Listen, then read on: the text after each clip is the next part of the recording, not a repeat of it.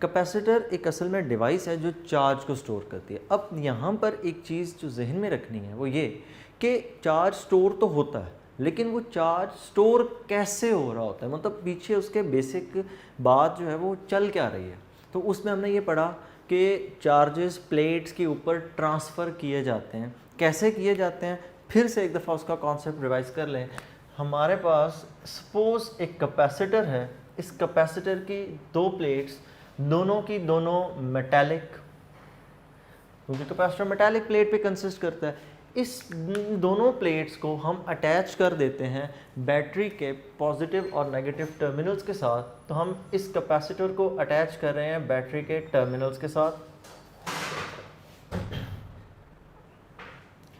अगर हम इन दोनों प्लेट्स को बैटरी के साथ अटैच करें तो चार्ज मूव करेगा, चार्ज विल मूव, और चार्ज मूव करने के नतीजे में दोनों प्लेट्स के ऊपर चार्ज आना शुरू हो जाएगा। एक प्लेट के ऊपर पॉजिटिव चार्ज आएगा जबकि दूसरी प्लेट के ऊपर नेगेटिव चार्ज आएगा। वो डिपेंड करता है कि हमने कैपेसिटर की किस प्लेट को पॉजिटिव के साथ कनेक्ट किया और किस प्लेट को हमने नेगेटिव के साथ कनेक्ट किया। अगर आपने बैटरी की नेगेटिव टर्मिनल को कैपेसिटर की राइट प्लेट के साथ कनेक्ट किया है तो इस प्लेट के ऊपर नेगेटिव चार्ज आएगा। क्यों आएगा? क्योंकि बैटरी के नेगेटिव टर्मिनल का मतलब ये है एक्सेस ऑफ इलेक्ट्रॉन्स, और इलेक्ट्रॉन हमेशा मूव करता है, और इलेक्ट्रॉन्स यहाँ से मूव करते हुए बैटरी के नेगेटिव टर्मिनल से होकर मूव करेंगे कैपेसिटर की इस प्लेट पर। मैं कैपेसिटर की इस प्लेट को नाम दे देता हूँ A, इस प्लेट को नाम दे देता हूँ B, ताकि बात करने में आसानी हो। तो बैटरी से इलेक्ट्रॉन्स मूव किए, ये इलेक्ट्रॉन्स मूव करके कैपेसिटर की प्लेट A पर डिपॉजिट हुए। सो कैपेसिटर की इस प्लेट के ऊपर, प्लेट A के ऊपर नेगेटिव चार्ज आ गया। नेक्स्ट, पॉजिटिव, इस प्लेट के ऊपर पॉजिटिव चार्ज आएगा, लेकिन याद रखिएगा पॉजिटिव चार्ज कभी भी मूव नहीं करता। क्यों नहीं करता? In real case positive charge can not move. Conductors के अंदर पॉजिटिव चार्ज मूव नहीं करता। क्यों नहीं करता? एक छोटी सी बेसिक एग्जांपल है। एक एग्जांपल के तौर पर हम कंसिडर करते हैं, let's suppose we have a magnesium atom. Magnesium का एटम, तो ये उसका न्यूक्लियस। इस न्यूक्लियस के इर्द गिर्द कुछ शेल्स जिनके अंदर इलेक्ट्रॉन्स रिवॉल्व कर रहे हैं। Shell number 1, shell number 2 and shell number 3। First shell, इस शेल के अंदर आपको पता है 2 इलेक्ट्रॉन्स होते हैं, इलेक्ट्रॉन नंबर 1, इलेक्ट्रॉन नंबर 2। दूसरे शेल के अंदर 8 इलेक्ट्रॉन्स।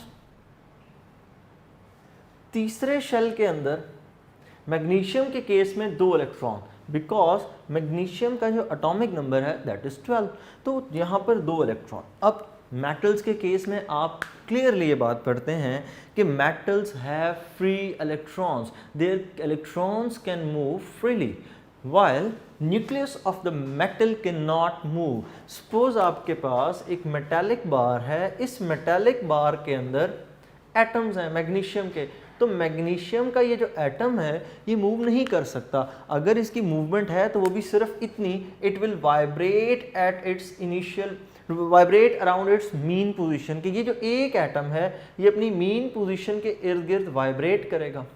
वाइब्रेट करने का हरगिज़ मतलब नहीं है कि वो बैटरी के पॉजिटिव से इस प्लेट तक पहुंच जाएगा। वाइब्रेट का मतलब सिर्फ इतना ही है कि वो जिस पॉइंट पर है उसी पर ही रहेगा। तो इसका मतलब पॉजिटिव तो मूव करने से रहा। क्यों मूव नहीं करता? क्योंकि पॉजिटिव हमेशा न्यूक्लियस के अंदर है, इलेक्ट्रॉन्स बाहर हैं, इलेक्ट्रॉन्स फ्री होते हैं, मूव कर सकते हैं। न्यूक्लियस अपनी पोजीशन चेंज नहीं कर सकता, rather than that it can only vibrate around its mean position. अब चूंकि पॉजिटिव खुद मूव नहीं कर सकता तो फिर इस प्लेट पर पॉजिटिव चार्ज कैसे डिपॉजिट होगा? वो यूं होगा, इस प्लेट के ऊपर किसी ना किसी मेटल से बनी होगी ये प्लेट भी, तो इस प्लेट के ऊपर कहीं ना कहीं यहाँ पर पॉजिटिव चार्जेस भी होंगे, नेगेटिव चार्जेस भी होंगे, क्योंकि एज ए होल एक प्लेट न्यूट्रल होगी। आपने इस पूरी प्लेट को सपोज बना रखा है आयरन के साथ, तो वो पूरी की पूरी प्लेट के ऊपर पॉजिटिव चार्जेस भी हैं, नेगेटिव चार्जेस भी हैं। पॉजिटिव से मुराद आयरन एटम का न्यूक्लियस, नेगेटिव पार्टिकल से मुराद आयरन एटम के इलेक्ट्रॉन्स। तो चूंकि यहाँ पर आपने बैटरी का पॉजिटिव टर्मिनल रखा है, तो ये इन इलेक्ट्रॉन्स को अपनी तरफ अट्रैक्ट करेगा जो इस प्लेट पर है। फिर सुन लें, ये जो प्लेट बी है, अगर हम इसको ड्रॉ करें तो ये कुछ यूं है जी, प्लेट बी। अब इस प्लेट बी के ऊपर, अभी ये न्यूट्रल है, तो इसके ऊपर पॉजिटिव चार्जेस भी होंगे, नेगेटिव भी होंगे। न्यूट्रल होने का मतलब आपने पढ़ते हैं कि न्यूट्रल, अगर कोई सरफेस या कोई ऑब्जेक्ट न्यूट्रल है, तो इस बात का मतलब ये है कि उस पर जितना पॉजिटिव है उतना ही नेगेटिव है। अब अगर आप इस प्लेट को कनेक्ट कर देते हैं किसी पॉजिटिव टर्मिनल के साथ, तो पॉजिटिव टर्मिनल क्या है, इलेक्ट्रॉन डेफिशिएंट, तो बैलेंसिंग के लिए यहाँ से इलेक्ट्रॉन्स मूव करेंगे। इलेक्ट्रॉन जब मूव कर गया तो इलेक्ट्रॉन्स मूव कर गए, नेगेटिव पार्टिकल्स कम रह गए, पॉजिटिव ज़्यादा होगा, पॉजिटिव ज़्यादा हो गया, नेगेटिव कम हो गया, इसका मतलब चार्ज कौन सा डिपॉजिट हो जाएगा, पॉजिटिव चार्ज इस प्लेट पर डिपॉजिट हो जाएगा। तो यहाँ पर जब आप इस प्लेट को बैटरी के पॉजिटिव टर्मिनल से कनेक्ट करेंगे तो यहाँ से सारे इलेक्ट्रॉन्स मूव कर जाएंगे। किधर मूव करेंगे, ये सारे के सारे इलेक्ट्रॉन इस प्लेट बी से मूव करते हुए बैटरी के पॉजिटिव टर्मिनल की तरफ मूव करेंगे, जिसके नतीजे में कैपेसिटर की इस प्लेट के ऊपर पॉजिटिव चार्ज आ जाएगा और दरमियान में रखा हुआ डाइलेक्ट्रिक भी according to this situation polarise हो जाएगा, जिस तरह आपने प्रीवियस टॉपिक में पढ़ा। अब नेक्स्ट आ जाता है कि इस चार्जिंग के दौरान टाइम कम लगना, टाइम का ज़्यादा लगना किस किस चीज़ के बारे में इंडिकेशन देता है। तो चलिए उस चीज़ को देखते हैं, और क्यों कुछ बैटरीज जल्दी, कुछ कैपेसिटर जल्दी चार्ज हो जाते हैं और कुछ कैपेसिटर देर से चार्ज होते हैं। जी, इसमें यूँ है, हमारे सेल फोन की बैटरी ये असल में बैटरी नहीं है, it is a pure capacitor, Khalistan capacitor है। हमारे यहाँ इसको बैटरी प्रोनाउंस पता नहीं क्यों किया जाता है, तो ये बात ध्यान में रखिएगा, वो कैपेसिटर है, उसके ऊपर जो चार्ज डिपॉजिट होता है उसका बिल्कुल यही तरीक़ेकार है। लेकिन कुछ बैटरीज जल्दी चार्ज हो जाती हैं, कुछ बैटरीज देर से चार्ज होती हैं। सेम इसी तरह जो बैटरी देर से चार्ज होती है वो डिस्चार्ज भी देर से होती है, और वो बैटरी जो जल्दी चार्ज हो जाती है वो डिस्चार्ज भी जल्दी हो जाती है। तो इसके पीछे रीज़न क्या है, क्यों ऐसा होता है, तो हम उसको चेक करते हैं कि ऐसा किस तरह पॉसिबल है। असल में यहाँ पर एक टर्म है जहाँ पर जो डिफाइन की गई है आपकी बुक में, that is RC, the product of resistance and capacitance. ये जो रेजिस्टेंस और कैपेसिटेंस का प्रोडक्ट है that is equal to time. Resistance and capacitance, इन दोनों का जो प्रोडक्ट है वो टाइम के इक्वल है। ये रेजिस्टेंस क्या है और कैपेसिटेंस और ये टाइम, तो उसके लिए हम एक सर्किट ड्रॉ करते हैं जो इंडिकेट कर रहा है कि आप इस वक्त एक कैपेसिटर को चार्ज करने लगे हैं। तो उसके लिए डायग्राम कुछ यूँ है कि सपोज हमारे पास यहाँ एक कैपेसिटर, इस कैपेसिटर को करंट देने के लिए हमने एहतियातन एक छोटी सी रेजिस्टेंस लगा रखी है R, और इस रेजिस्टेंस से जो टर्मिनल है वो हमने मज़ीद आगे दो टर्मिनल्स बना रखे, एक टर्मिनल कुछ यूँ और एक वो टर्मिनल है जो इसे डायरेक्टली कनेक्ट कर रहा है बैटरी के साथ। ये बैटरी का पॉजिटिव टर्मिनल, ये बैटरी का नेगेटिव टर्मिनल। आप इस लाइन को चाहें तो बाद में ड्रॉ कर लें ताकि कंफ्यूज ना हो, और बैटरी की इस प्लेट को आप कनेक्ट कर दें with the negative terminal of the battery. आप इसको यहाँ से कनेक्ट कर दें बैटरी के नेगेटिव टर्मिनल के साथ, और जब हम इसे बैटरी के नेगेटिव टर्मिनल से कनेक्ट करेंगे तो ऑब्वियसली यही सिचुएशन आपने अटेन कर ली। अब आप इस कैपेसिटर को चार्ज करना शुरू कर गए हैं, तो हम इस चार्जिंग को वक्ती एक लम्हे के लिए रोक रहे हैं। यहाँ पर मैं लगा रहा हूँ स्विच, और यहाँ पर एक और पॉइंट, और यहाँ पर यूँ सिचुएशन है। अब हमने किया क्या, हमने करंट के दो पाथ बना दिए, एक है चार्जिंग के लिए, दूसरा है डिस्चार्जिंग के लिए।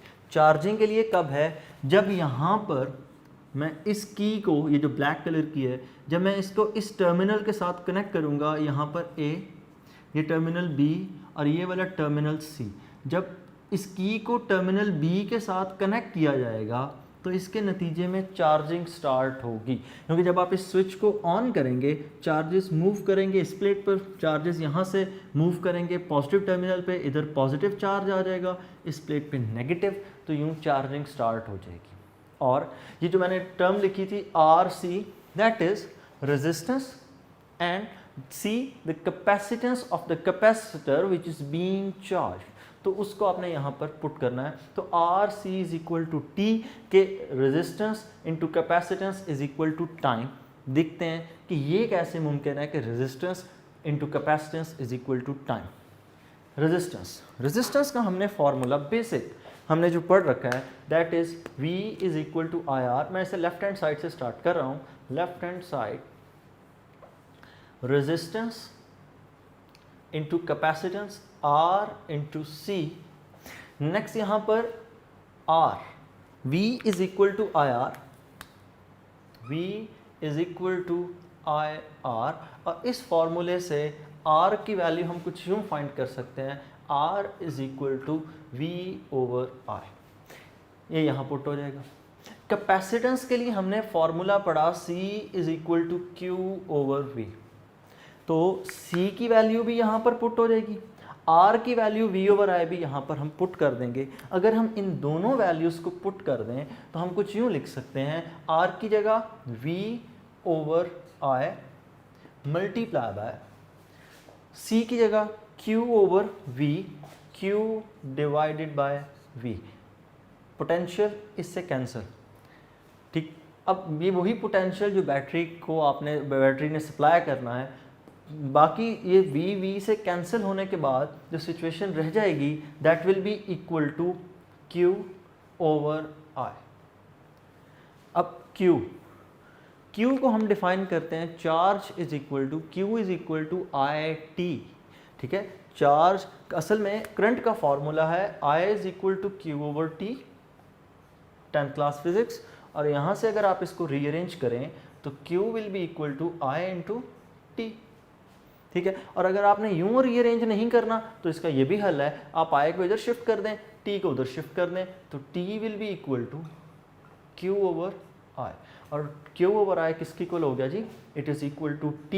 और यही हमने कहा कि RC is equal to T। RC हमने लेफ्ट हैंड साइड से निकाला और एंड हम कहाँ पे कर रहे हैं, राइट हैंड साइड के T पे। तो हैंस प्रूव्ड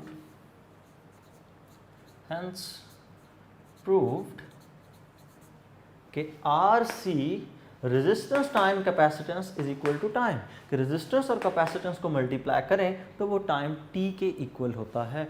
तो यहाँ पर चार्जिंग एंड डिस्चार्जिंग के अंदर जो टाइम कांस्टेंट है, ये जो T क्या चीज़ है, दैट इज़ टाइम कांस्टेंट।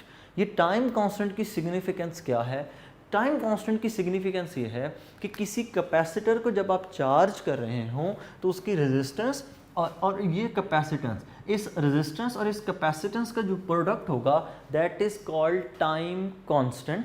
और इस टाइम कांस्टेंट के अंदर सपोज रेजिस्टेंस है 2, कैपेसिटेंस है 4 मल्टीप्लाई बाय 2 कितना हो जाएगा 8।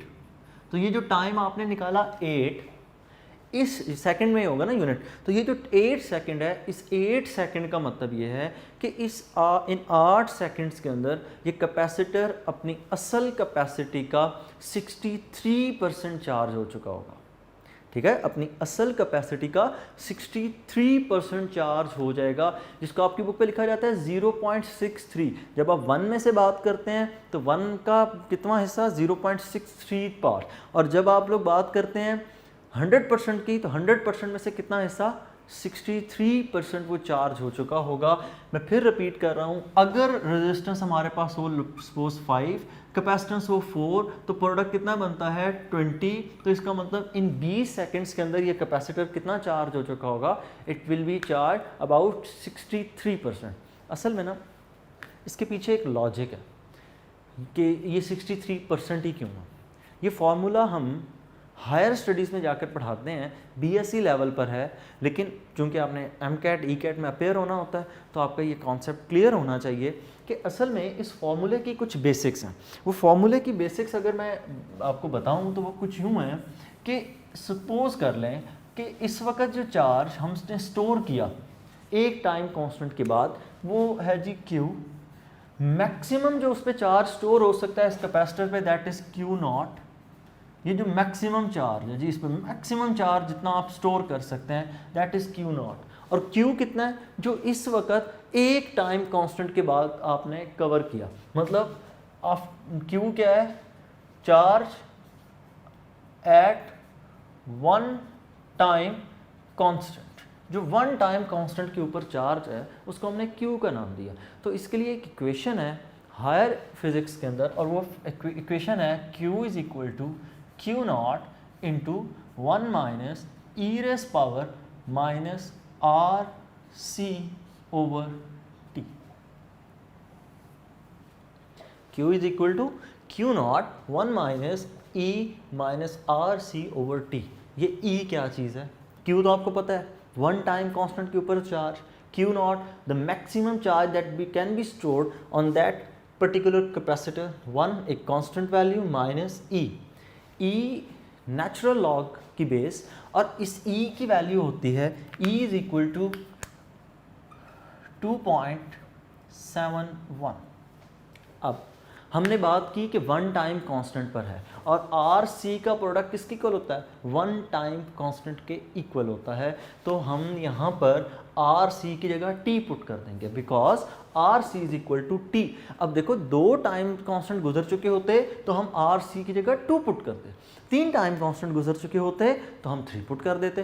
तो अगर हम टू पुट करें तो क्या होगा, वन पुट करें, Q is equal to Q naught. हम वन टाइम कांस्टेंट की बात कर रहे थे, Q at charge at one time constant, Q is equal to Q naught minus E raise power R C की जगह T पुट होना ओवर T, T से कैंसिल। अगर इन दोनों को हम कैंसिल करते हैं तो नेक्स्ट इक्वेशन हो जाती है कुछ यूँ, Q is equal to Q not into one minus E raise power minus one. मज़ीद इसको बेहतर करें तो हम यूँ लिख सकते हैं, Q is equal to Q not into one minus one over e. और इस सारे को सॉल्व करके देखते हैं कि आंसर कितना आता है। Q is equal to Q nought LCM E minus one over E। मैंने E की वैल्यू बताई, E is equal to 2.71, Q is equal to Q nought 2.71 minus one over 2.71, 2.71 minus one 1.71। तो इस चीज़ को अगर मैं सॉल्व करूं तो कुछ यूँ हमारे पास आंसर आता है 1.71 divided by 2.71, the answer comes 0.63। ठीक है, तो ये हमारे पास आंसर आ गया कि E की वैल्यू, एक दफ़ा फिर हम उसको कंफर्म कर सकते हैं कैलकुलेटर से। शिफ्ट E को प्रेस करें, ई रेस पावर वन, और E की वैल्यू कैलकुलेटर पे शो होती है जी 2.71। तो इस चीज़ को अगर आप सॉल्व करें तो ये आपके पास आंसर कितना आता है, इट कम्स आउट 0.63%। और अब यहाँ से जब आपने इसको कैलकुलेट कर लिया, यही चीज़ हम जब आगे अप्लाई करते हैं कि टू टाइम कांस्टेंट के बाद, तो ये याद रखिएगा ये आपके लिए इम्पॉर्टेंट भी नहीं है, आपकी बुक के पॉइंट ऑफ व्यू से ये एज सच इम्पॉर्टेंट नहीं है। तो अगर हम इस सारे को आगे पुट करें तो याद रखिएगा वन टाइम कांस्टेंट के बाद जो चार्ज होगा that will be equal to one time constant. इसके बाद जो चार्ज स्टोर होगा दैट विल बी 63%। अब बाकी कितना रह गया, 37%। 63 होगा ना, आपने 100% चार्ज करना है, बाकी रह गया 37%। तो टू टाइम कांस्टेंट के बाद वो जो बाकी 37% है ना, वो बाकी 37% का आप 63% निकालें तो वो तकरीबन आपके पास आंसर आता है, it will be about 84%। Three time constant के बाद ये वैल्यू तकरीबन होती है जी 94%। फोर टाइम कांस्टेंट के बाद ये वैल्यू तकरीबन होती है 98%। और फाइव टाइम कांस्टेंट के बाद एट लास्ट ये तकरीबन 99 पॉइंट समथिंग वैल्यू शो कर देता है। यहाँ पर हम ये कह देते हैं कि हमारा कैपेसिटर फुली चार्ज, मतलब आरसी का प्रोडक्ट जितना बढ़ता चला जाएगा कैपेसिटर उतना देर से चार्ज होगा, और आरसी का प्रोडक्ट जितना कम होगा कैपेसिटर उतना जल्दी चार्ज हो जाएगा। अब इस चार्जिंग का आगे लिंक है डिस्चार्जिंग के साथ भी, कि जो कैपेसिटर जितनी जल्दी चार्ज हो जाता है, डिस्चार्ज होते वक्त भी वो सबसे वही जल्दी डिस्चार्ज होगा। ठीक है, तो इस चीज़ को मज़ीद बेहतर करके हम लिखें कि हमने अभी इसको कनेक्ट करके चार्जिंग करवा रहे हैं ए और बी को, तो अगर हम इस चीज़ को मज़ीद बेहतर करें तो हम ये कह सकते हैं कि एग्ज़ाम्पल के तौर पर आपने अपना सेल फोन 0% से चार्जिंग पे लगाया, और ये नॉर्मल हम रूटीन की हमारी है, हम इस चीज़ को जब नोट करते हैं तो हमें पता चलता है तकरीबन 63% तक मोबाइल बड़े जल्दी चार्ज हो जाता है। 63 से लेकर 100 तक चार्जिंग में टाइम लगता है। 63 से फिर 84 में टाइम नोट करना है आपने, फिर 84 से 94 का टाइम नोट करना है, 94 से 98 पे टाइम नोट करना है, और आपने नोट किया होगा 98 से 100 होने में काफ़ी टाइम लग जाता है। तो असल में क्या चीज़ है, वो 1 RC, 2 RC, 3 RC and so on 5 RC तक सबके लिए टाइम एक जितना लगना होता है। तो उसके पीछे सारी की सारी लॉजिक है ये कि RC = T, इतना टाइम कॉन्स्टेंट चाहिए, तब जाकर हमारा वर्किंग कंप्लीट होती है। अब आ जाती है बात ग्राफ बनाने की, तो ग्राफ बनाते वक्त भी हम इन्हीं वैल्यूज से ग्राफ बनाते हैं, इन्हीं वैल्यूज से हम ग्राफ बनाएंगे। जब हम ग्राफ इसका बनाते हैं तो हम ये कह सकते हैं कि सपोज हम इस एक्सिस के ऊपर पुट कर रहे हैं जी अमाउंट ऑफ चार्ज को, ये जो एक्सिस है इस पर हम शो कर रहे हैं जी अमाउंट ऑफ चार्ज। यहाँ पर मैं लिख देता हूँ कि चार्ज मैक्सिमम है जी, यहाँ तक आपने इस कैपेसिटर को चार्ज करना है, that is the maximum charge that can be stored on this capacitor. इसको हम लिख देते हैं Q0 से। ये पॉइंट आ गया ओरिजिन का, और इस एक्सिस पर आपने लिख रखा है टाइम को, और यहाँ पर आप असल में क्या चीज़ लेके चल रहे हैं, RC that is time constant. यहाँ तक 1 RC है, 2, 3, 4 एंड 5। अगर RC की वैल्यू कम होगी कैपेसिटर जल्दी चार्ज हो जाएगा, RC की वैल्यू कम है कैपेसिटर यहाँ से फ़ौरन चार्ज हो जाएगा। RC की वैल्यू बड़ी होगी तो कैपेसिटर को चार्ज होने में टाइम ज़्यादा लगेगा, बिकॉज अभी मैंने रेस किया RC का प्रोडक्ट टाइम के इक्वल है। तो जैसे जैसे चार्ज की अमाउंट आपने स्टोर करनी है, RC = T, जैसे जैसे आपका चार्ज यहाँ से बढ़ता जाएगा आपने साथ साथ टाइम नोट करना है। अगर एक कैपेसिटर जल्दी चार्ज हो जाता है तो उसके लिए लाइन आपको कुछ यूँ मिलेगी, लेकिन अगर एक कैपेसिटर देर से चार्ज होता है तो उसके लिए आपको ये वैल्यू मिलेगी, क्योंकि उसको टाइम ज़्यादा मिल रहा है। अब इस सिचुएशन के अंदर स्मॉल RC है ये, इसको हम स्मॉल RC क्यों कह रहे हैं, क्योंकि ये जो टाइम T है that is equal to RC। ये जो आपके पास लाइन है इसके लिए आपने टाइम यहाँ तक है एक्स एक्सिस के ऊपर, यहाँ पर जो हमारे पास RC है दैट इज़ लार्ज RC। देर से चार्ज हुआ, जल्दी चार्ज हुआ, टाइम कम लिया इसने टाइम ज़्यादा लिया। अब जब डिस्चार्जिंग की बात आती है तो डिस्चार्जिंग में इसका बिल्कुल ओपोजिट हम चल रहे होते हैं। बिल्कुल ओपोजिट से मुराद क्या है कि चार्जिंग के वक्त 0 to 63% फ़ौरन से चार्ज होता है, 63 से 100 तक स्लो चार्जिंग होती है। डिस्चार्जिंग के वक्त भी ऐसा ही होगा, 100 से 63 तक स्लोली, और 63 के बाद स्पीड ज़्यादा हो जाती है डिस्चार्जिंग की। मतलब डिस्चार्जिंग और चार्जिंग दूसरे के उल्ट है। और डिस्चार्जिंग जब होती है ना तब आप सेल फ़ोन को बैटरी से हटा देते हैं और आप इसको कनेक्ट कर देते हैं यूँ टर्मिनल को। अब करंट इस सर्कल में फ़्लो करता है और ये रेजिस्टेंस जो है ना यही इस चार्ज को कंज्यूम करवाती है। और जब ये चार्ज कंज्यूम हो जाएगा, जब इस सर्किट के अंदर करंट फ़्लो करना शुरू कर देगा, चार्ज मूव करेगा, तो अब ये कैपेसिटर अपना चार्ज लूज़ करता जाएगा। और क्योंकि न्यूट्रलाइजेशन की तरफ जाने लग पड़ेंगे, क्योंकि आपने इन टर्मिनल्स को कनेक्ट कर रखा है, बीच में रेजिस्टेंस R है, R उस पोटेंशियल को ड्रॉप करवा देगा और यूँ ये दोनों कैपेसिटर की प्लेट्स न्यूट्रलाइजेशन की तरफ, इसका मतलब डिस्चार्जिंग स्टार्ट हो गई। और डिस्चार्जिंग के वक्त भी यूँ ही होता है कि जब आप डिस्चार्जिंग कर रहे होते हैं तो अगर इसी तरह ग्राफ यहाँ पर ड्रॉ करें तो ये ग्राफ हमारे पास कुछ यूँ बनता है कि ये एक्स एक्सिस, ये वाई एक्सिस, यहाँ तक कैपेसिटर फुली चार्ज था कि उसके पास मैक्सिमम कैपेसिटर चार्ज था। अब यहाँ पर टाइम या RC कांस्टेंट कह लें, एक ही बात है, फ़र्क नहीं पड़ता। अब अगर तो कैपेसिटर की RC वैल्यू हुई स्मॉल तो वो डिस्चार्जिंग के वक्त भी बिल्कुल उसी तरह जल्दी से डिस्चार्ज हो जाएगा। लेकिन इसके लिए यहाँ पर आप क्या लिखेंगे, that is small R C. लेकिन अगर कैपेसिटर की आर सी वैल्यू लार्ज हुई तो वो डिस्चार्ज भी देर से जाकर होगा। यहाँ तक उस टाइम ज़्यादा कंज्यूम कर रहा है ओरिजिन से लेकर इस पॉइंट तक, और यहाँ तक कम। तो ये लाइन है जी आपके लिए, that is for the large R C. तो ये थी जी चार्जिंग एंड डिस्चार्जिंग। तो हमने यहाँ पर अल्टीमेट एक रिज़ल्ट क्या निकाला, हमने रिज़ल्ट ये निकाला कि जो कैपेसिटर जितनी तेज़ी से चार्ज होता है वो डिस्चार्ज भी उतनी तेज़ी से होता है, और जो कैपेसिटर देर से चार्ज होगा वो डिस्चार्ज भी देर से होगा। रही बात R C, that is equal to time constant. आपके बुक की लास्ट न्यूमेरिकल एग्जांपल, हम फिर भी इसको रिपीट करेंगे जब हम एग्जांपल न्यूमेरिकल्स करेंगे, उसको भी आपने यहाँ पर ज़रूर कोट करना है इस टॉपिक के अंदर।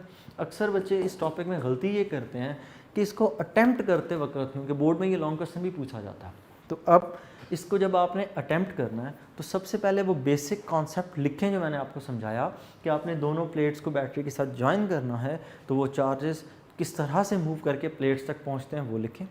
उसके बाद आपने वो प्रूफ नहीं लिखना जो मैंने Q is equal to Q naught 1 minus E raise power minus R C over T लिखा था। इस प्रूफ को ना करने की वजह ये है क्योंकि आपकी बुक पे मेंशन नहीं है। बस आप एक जनरल सा कॉन्सेप्ट दे दें इस चीज़ का, ये चीज़ आपने इसमें ज़रूर मेंशन करनी है। उसके बाद आप ये डायग्राम बनाएं, इसको एक्सप्लेन करें कि चार्जिंग कब है, डिस्चार्जिंग कब है। जब ए और बी कनेक्टेड हो तो चार्जिंग है, जब ए सी के साथ कनेक्टेड हो तो डिस्चार्जिंग की बात हो रही है। फिर ये दोनों ग्राफ्स चार्जिंग के लिए, ये ग्राफ है चार्जिंग के लिए, और दूसरा जो ग्राफ हमने बनाया जिसमें ये वाला graph, that is for discharge. ठीक होगा। इन दोनों ग्राफ्स को आपने ज़रूर बनाना है, और साथ लार्ज वैल्यू ऑफ आरसी और स्मॉल वैल्यू ऑफ आरसी को ज़रूर एक्सप्लेन करना है कि इनकी सिग्निफिकेंस से थी। तो आपका चैप्टर ख़त्म। नेक्स्ट हम जो डिस्कस करेंगे इसमें शॉर्ट क्वेश्चंस और साथ एग्जांपल न्यूमेरिकल्स। अल्लाह हाफ़िज़।